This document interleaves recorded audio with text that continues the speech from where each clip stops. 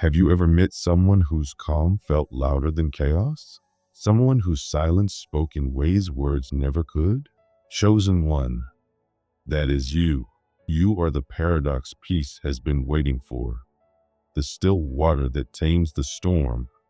The quiet she never knew how to ask for. And the interruption her soul didn't know it needed. You are calm because your center holds, while her old defenses tremble and lose their shape. What she feels in your presence is not collapse. It's renewal. Something deep inside her starts rearranging itself.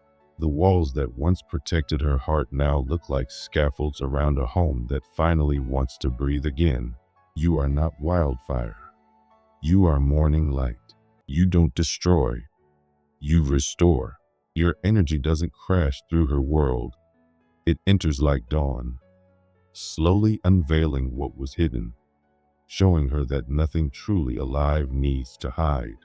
You become both the architect and the lullaby, guiding reconstruction with tenderness. Every breath you take steadies the space. Every pause between your words is a silent promise. I will not rush this. Your calm isn't decoration. It's foundation. She leans without realizing it, and discovers that what holds her is stronger than what once hurt her. You speak only after you breathe, and that breath transforms everything. Your words arrive without sharpness, carrying peace instead of proof. Even your anger, when it appears, serves truth. It heals what must be healed and then leaves quietly. You do not mistake urgency for love or chaos for passion. Your yes is disciplined. Your no is kind. Calm like yours isn't performance. It's devotion. It is the art of restraint, the wisdom of timing, the grace of knowing when to act and when to simply be. She feels it instantly. Her body recognizes safety before her mind does. The chaos that stirs inside her isn't fear. It's unlearning. Her nervous system is rewriting its script. She's discovering that love doesn't have to arrive like thunder to be real. It can move like breath, soft, rhythmic, alive. The old maps fade. The exits are still visible, but she no longer stares at them. She starts to notice windows, the smell of light, the texture of safety. What she feels in your presence is not confinement. It's freedom. You don't reach like a net trying to capture. You reach like a hand that understands choice. You don't crowd space. You create it. You don't sit forward to dominate. You rest back like a man whose confidence doesn't need display. Listening is your art. You treat silence as sacred, and because of that, she answers you with stillness. Stillness that isn't absence. It's decision. Stillness that says, here, I can exist without defense. Desire without panic begins to bloom. It's the most revolutionary form of longing, one that dismantles scarcity, one that no longer feeds on fear. Your calm exposes the lie that only drama makes love real. Your chaos, the creative kind, brings color back to the walls. Because you are grounded, your intensity feels safe. Heat without balance becomes demand. Heat with balance becomes invitation. When you want her, she feels the question, not the claim. When you move closer, she hears the offering, not the order. When you laugh low and real, it doesn't hunt her heart. It covers it like warmth that has nothing to prove. The chaos you create is sacred. It breaks old contracts between desire and danger. You become the peacemaker between love and fear, the mediator between past wounds and present trust. Your calm spreads because it's honest. You carry quiet rituals that stabilize the air around you. Water before words, rest before ambition, counsel before conclusion, Sabbath before spectacle. You remember that your worth was never for sale. You practice the kind of gentleness that is not soft. It's strong enough to stay patient. She feels these invisible rituals like gravity. Trust hums beneath everything you do, and that trust makes the journey restful. She begins to imagine a life without constant survival, a love that doesn't depend on chaos to feel alive. She dreams of plain days, those quiet, sacred hours where joy hides when it wants to last. Because of you, she starts believing that peace can be passionate too. Yet, as your steadiness exposes what's fragile in her, her first instinct is defense. Old habits write essays in her head explaining why chaos was necessary. You don't argue. You let time do the editing. You hold temperature steady until her truth becomes clear. Then, if she offers it, you listen, not to fix, but to understand. Your response isn't a speech. It's continued consistency. No manipulative silence. No scarcity disguised as mystery. No performance disguised as love. Just presence. Constant, humble, human. Slowly, her body rewrites its terms of safety. It releases the clauses that made love expensive and creates policies that make it livable. Love stops being a gamble and becomes a daily grace. It cooks dinner, pays the bills, waters plants, and still has gratitude left for laughter. Her breath becomes a citizen again, not a fugitive. But life will still bring storms, family drama, work, loss, injustice, the unpredictable weight of being human. Your calm cannot become detachment. It must evolve into stewardship. You speak truth with precision. You protect without waging war. You lead without declaring yourself leader. You remain correctable, teachable, grounded. Real power doesn't demand worship. It carries responsibility, and that is the revolution of your kind. Men who are powerful enough to stay humble. She begins to depend on your calm and welcome your chaos. The paradox becomes home. Calm becomes structure. Chaos becomes spark. Together, they turn routine into ritual. Laughter at midnight, dancing in narrow holes. Kisses that arrive as punctuation, not performance. You move at the pace of truth, not spectacle. Love becomes a conversation between two steady flames instead of a race to burn out first. Maintenance replaces performance. You keep oil on the hinges, broom by the door, apology tied to change, exits gentle and visible. You keep boundaries visible so intimacy never loses direction. And when she tells you that her breath has returned new, you resist turning it into a story about yourself. You are not the storm, and you are not the shelter. You are the man who can host both. You let peace and chaos sit at the same table without competing for control. When she's undone, you hold silence like an offering. When she's radiant, you celebrate without taking the spotlight. You don't try to be her reason to breathe. You create an atmosphere where breathing is easy. You don't need to be her savior. You just need to be safe. You hold that middle line when applause comes and when silence stays. You hold it when tempted to prove or withdraw. You hold it because homes are built in the middle, the balance between stillness and motion. In that balance, calm and chaos become sacraments. They bless not by preaching, but by existing together without war. You become the proof that love doesn't need to shout to be real. Your quietness becomes her sanctuary. Your steadiness her permission to laugh again. You are the living paradox, the storm that restores, the calm that ignites, the stillness that breathes courage into tired hearts.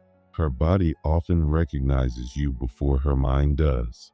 Her pupils widen, her voice lowers, her breath catches, then returns differently. This isn't weakness, it's recognition. Her body salutes a climate it trusts. It remembers what safety feels like. It's not reacting to performance, charm, or ego. It's responding to integrity. Every quiet devotion you've kept, rest before ambition, honesty before approval, humility before pride, becomes a vibration her spirit can hear before she even understands why. That devotion turns into gravity. Gravity turns into relief, and relief becomes truth. You didn't make her surrender. You made her safe enough to rest. You didn't take her breath. You removed the tension that was stealing it. That is the deepest magnetism, the one that relieves instead of demands. If you wish to keep it sacred, keep your preparation humble. Sleep before spectacle, water before words, counsel before certainty, endings before applause, tenderness before pride. This is how your presence stays clean, how your energy stays holy. You are not performing calm. You are practicing it. You are not managing chaos. You are mastering it. You are not taming love. You are stewarding it. So keep being the paradox that peace can trust, the interruption that makes old maps useless, the stillness that writes new ones, the presence that reminds the world that warmth is safest at a steady flame, that love is strongest at a human pace, and that the only chaos worth keeping is the kind that breaks what was never meant to stand. You are not her storm or her shelter. You are the man who can host both with grace, and that chosen one is the rarest form of power. A heart strong enough to stay kind. Practices like these rarely trend, and that is their quiet strength. They make your presence legible to people who prefer truth over captions, depth over decoration. They stir reactions that marketing could never create, and that should never be sold. Let them stay pure, small, living signs that a gentler world still exists. You will be thanked for them in ways that don't sound like thank you. A kinder message, a simpler plan kept, a silence that feels full instead of empty. These are ancient currencies, older than compliments, and they grow more valuable with time. Accept them as the body's way of saying, I didn't have to pretend to exist near you. Then return to your small devotions. Tie the shoe, wipe the glass ring, close the door softly. The parliament under her ribs will keep voting. You don't need to count the ballots. Just keep the chamber calm. Attraction for the chosen one lives in a narrow passage between being seen too much and not being seen at all. On one side, she fears you'll notice every tremor and treat it like a trophy. On the other, she fears you'll miss the holy flicker entirely, and she'll feel foolish for having felt. She walks that line with no map.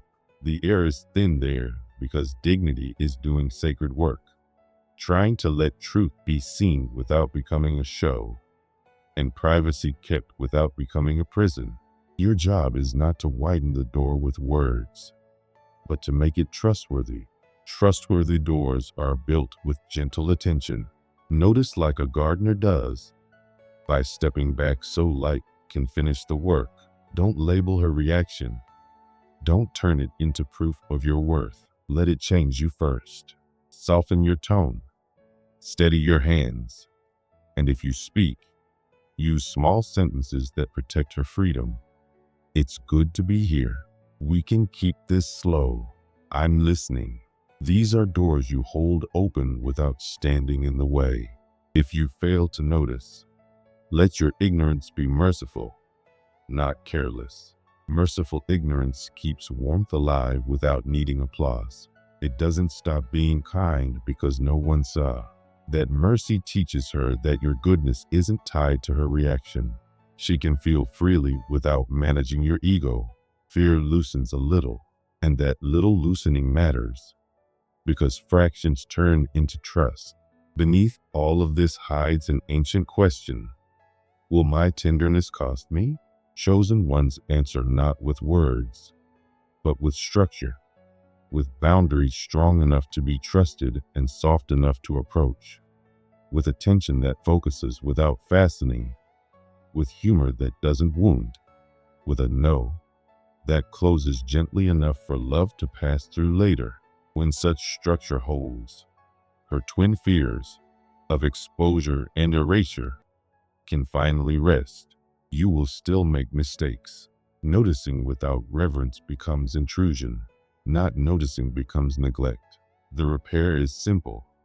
Name what happened, adjust your condition, and move on with humility. If you stared too long, learn to see like a lamp, not a spotlight. If you miss something delicate, learn to notice what's tender before what's impressive. These quiet repairs remind her that she's safe with you, that storms don't rewrite your laws. She fears you'll mistake reaction for consent. You don't. You let consent speak in its own time. She also fears you won't notice at all. You meet that with gratitude, not hunger. I like how your laugh softened the room. Thank you for the kindness you kept. Gratitude leaves people their dignity. Hunger asks them to feed your emptiness. Her fears teach you to bless what is small.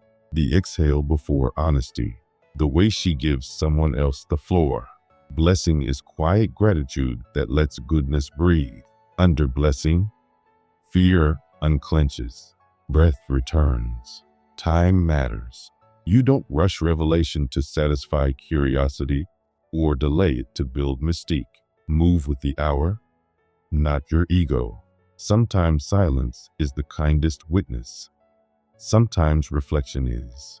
The rhythm you keep becomes law, and law decides whether the heart keeps guarding or finally sleeps. The world sells strategies. Notice to prove power. Refuse to notice to raise value. Both are expensive for someone else to pay. Choose honest presence instead. Noticing becomes stewardship, a brief light that helps others see. Not noticing becomes humility, a decision to let mystery stay sacred. That economy builds trust. Trust looks like lighter laughter, cleaner disagreement, peace without recovery. Eventually, she will test the air with a trembling truth. Meet it with a tone that protects, not performs. You don't need eloquence, only warmth. Even if she still wonders later whether she was seeing too much or not enough, she'll remember that this threshold didn't hurt to cross. What moved her was not your display, but your lack of one. She's used to performance, angles, curated gestures, practiced charm.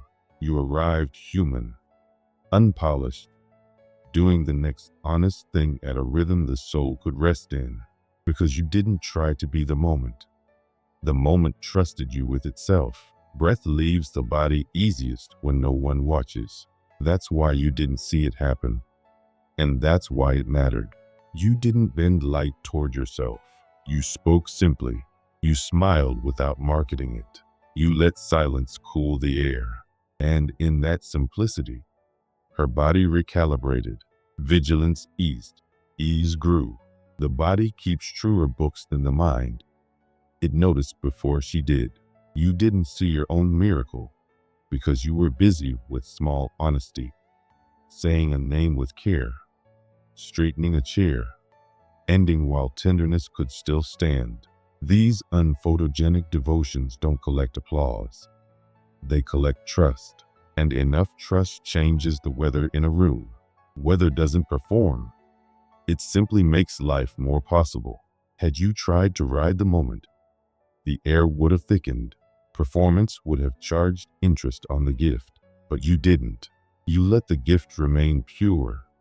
No contracts, no leverage, no emotional debt.